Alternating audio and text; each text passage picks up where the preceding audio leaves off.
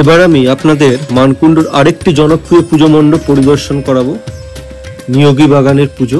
এবছর তারা 37তম বর্ষে পদার্পণ করেছে। তো এই পুজো মণ্ডপগুলি আপনি মানকুণ্ডু স্টেশন থেকে কিভাবে আসবেন এবং কিভাবে প্ল্যান করবেন তা নিয়ে আমি আলাদা করে একটি রুট গাইডের ভিডিও নিয়ে আসবো, সেটি আপনারা দেখে নেবেন। তো এবছর নিয়োগী বাগানের ভাবনা দর্পণ দৃষ্টি। পুরো মণ্ডপ জুড়ে এই মণ্ডপের দেওয়ালে চোখকে তারা ফুটিয়ে তুলেছেন এক অপূর্ব শিল্পকলা।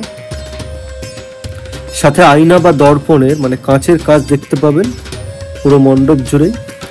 আমরা আয়নার মাধ্যমে যা দেখি সেই দৃষ্টিশক্তিকেই তারা ফুটিয়ে তুলেছেন। আয়নার মাধ্যমে আলো প্রতিফলিত হয়ে মণ্ডপের শোভা অনেকটা বাড়িয়ে তুলেছে। কি অপূর্ব সৃষ্টি দেখতে পাচ্ছেন এখানে শিল্পীর, এবং খুব নিখুঁত কাজ হয়েছে এখানে। এছাড়া পুরো মণ্ডপ জুড়ে খড়গ দেখতে পাবেন এবং মুখমণ্ডল, সেটিকে তারা কাঁচের মাধ্যমে খুব সুন্দরভাবে ফুটিয়ে তুলেছে। তো এটা হচ্ছে মূল মণ্ডপ। মূল মণ্ডপের সামনের অংশ দেখতে পাচ্ছেন, তারা চোখকে কি সুন্দরভাবে ফুটিয়ে তুলেছে। পুরো মণ্ডপ জুড়েই কিন্তু মণ্ডপের দেওয়ালে চোখ, খড়গ এগুলোকে তারা ফুটিয়ে তুলেছে। বিশাল বড় বড় চোখ এবং খড়গ দেখতে পাবেন।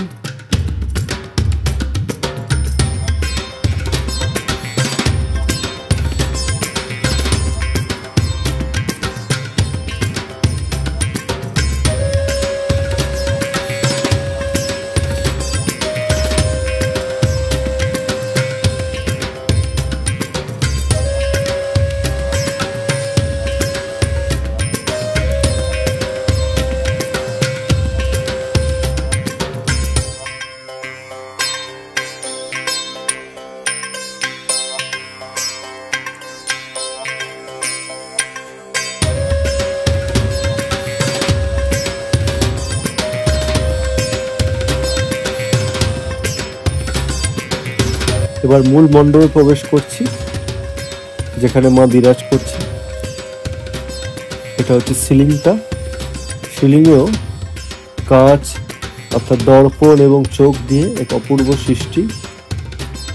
এবং মূল মণ্ডপের ভেতরে বড় বড় কিন্তু আয়না দেখতে পাবেন। তো তাদের এই যে থিম এবারের ভাবনা দর্পণ দৃষ্টি, সেটাকে খুব সুন্দরভাবে তারা ফুটিয়ে তুলেছে।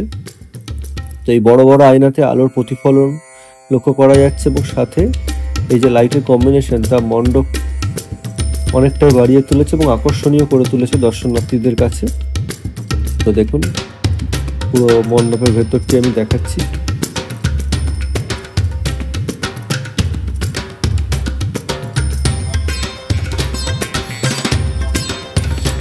আপনারা এলে সামনে থেকে দেখতে আরো সুন্দর লাগবে। তো সিলিংটা দেখুন কি সুন্দর লাগছে, এখানে বড় বড় চোখ সাথে আয়না।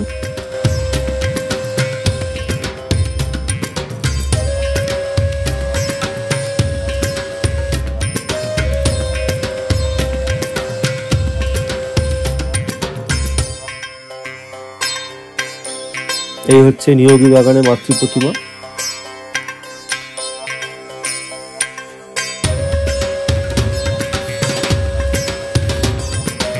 এখানে মায়ের উচ্চতা অনেকটাই বেশি।